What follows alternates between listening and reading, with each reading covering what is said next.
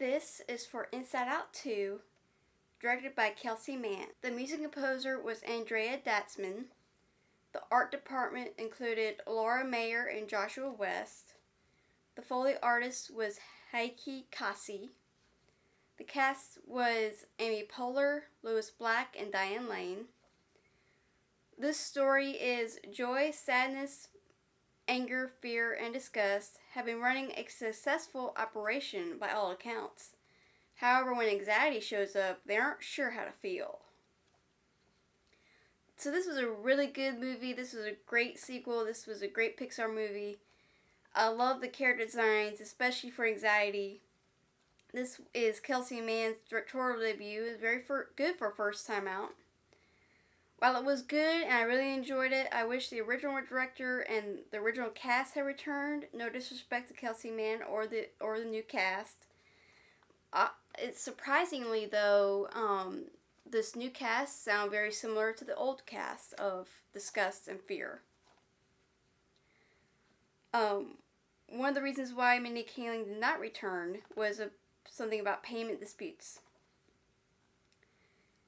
There were going to be other emotions like love, passion, strength, and others.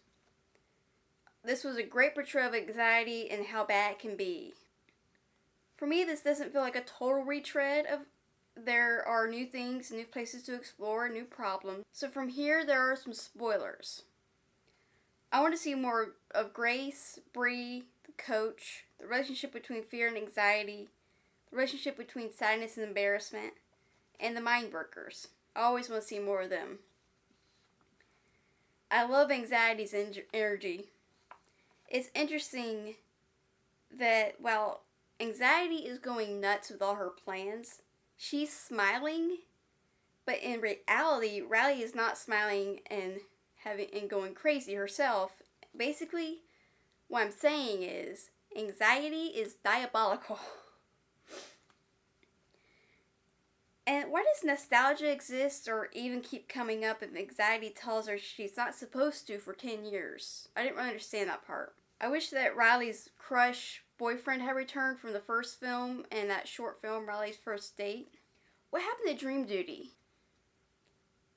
I love that Joy honors Bing Bong by having a figurine of him by her bed. I wish that Riley's family island had expanded and not shrinked. It felt kind of odd to me. Something I've always wondered, especially in the first film, do the mind workers not know who the emotions are? Especially the mind police, because in the first film, the dream workers didn't seem to know who they were, and the police didn't seem to know who they were, and it's even odder because in this film, the police mock the emotions when they are putting them in the vault, and that's always felt so weird to me. I love the video game character of Lance. I wanted to see more of him as well. I didn't understand the Michigan-Minnesota joke because in the first film, Riley was 11 when they moved to San Francisco. At the end of it, she was 12. Now she's 13, so it's been 2 years since they moved, so why would it be such a big deal that she's from Minnesota or Michigan or whatever? I mean, she's been in San Francisco for a while, a lot longer than for a coach to tell Val she's from Minnesota or Michigan. I love anxiety's what if scenarios. I have that problem as well, thinking what if this happens, this won't happen. I love that embarrassment protects sadness before she is eventually caught. Sadness could have tried to talk anxiety down while she was suspended in the bucket. I just felt like she kind of gave up too early and just sat in the bucket. I love the little brainstorm and tornado of light bulbs. That's a great depiction.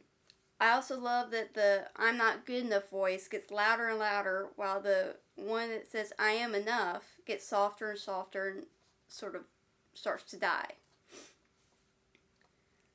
I wish that the emotions had thought a little more about the bad memories becoming part of the beliefs and try to plan more through that. Joy tells anxiety that anxiety doesn't get to decide who Riley is, but neither does Joy, and it would have been interesting if she had added that. It didn't really need the post-credit scene, but if it did, since it did have one, I kind of want to know what happened to Lance instead of the deep dark secret. Anxiety could have been a little more villainous and a little more crazy.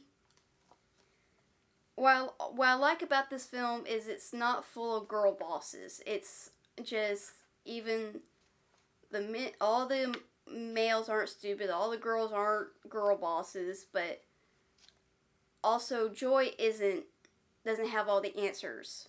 All the other emotions are trying to help her get through this, trying to keep her centered, and try to tell her you gotta go up to get out of this tornado.